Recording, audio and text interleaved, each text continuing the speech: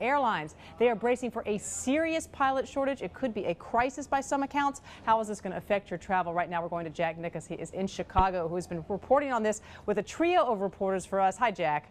Hey, how are you, Wendy? I'm good. The airlines are not good, and things may not be so good for travel in the coming years. When I say that some people have described this as an impending crisis in the industry, I'm not exaggerating. Give us kind of the scope and the magnitude of the situation.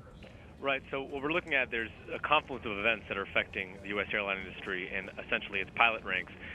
There are new training requirements federally mandated to kick in late next year that are going to basically increase the minimum requirements for new pilots by 6 times.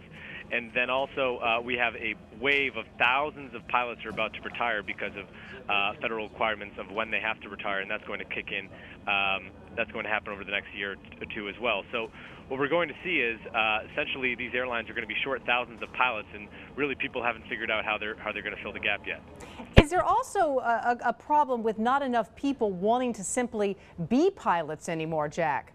Yes, we've seen pilot licenses dramatically drop over the past decade, and part of that, people at aviation training schools are saying is that it's really just not that attractive of a profession anymore. That, there's been a lot of headlines about, bankruptcies and cutting airline wages, and also it's just not a glamorous lifestyle anymore. A lot of these starting out pilots are working for $20,000, $30,000 a year, and they have to fly, all the time and waiting for new flights and things like that. So.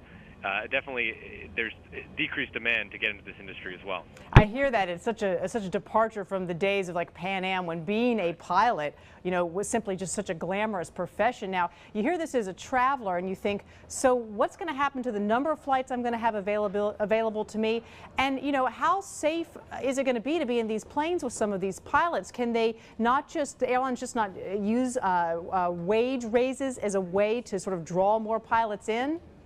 Well, on the wage ranges, these airlines are still operating a very thin margin, so they have very little availability of, increasing costs at all, especially for the regional airlines, which actually are going to be the ones most affected here. The major airlines of the Uniteds, Americans, and Deltas, they're going to be able to continue to poach from the ranks of the regional airlines to fill their own ranks of pilots. But these smaller regional airlines, the names of which, many travelers don't know, but often do fly on them, they actually are going to be really hit by this and probably have the biggest impact.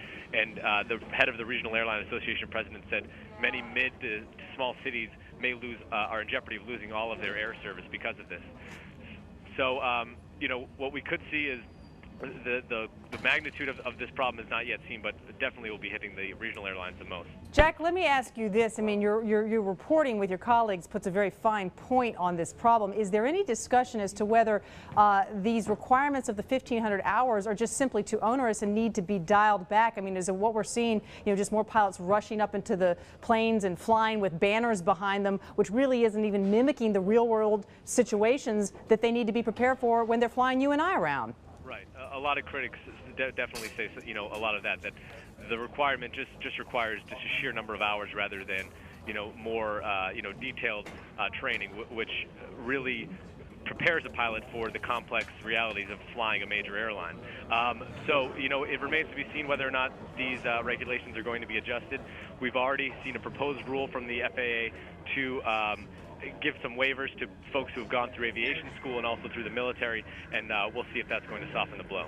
All right, Jack Nickus, very important reporting by you. More in the Wall Street Journal newspaper today as well as online. Appreciate you being with us. I'm sure we'll be talking about this for many weeks in the next year to come.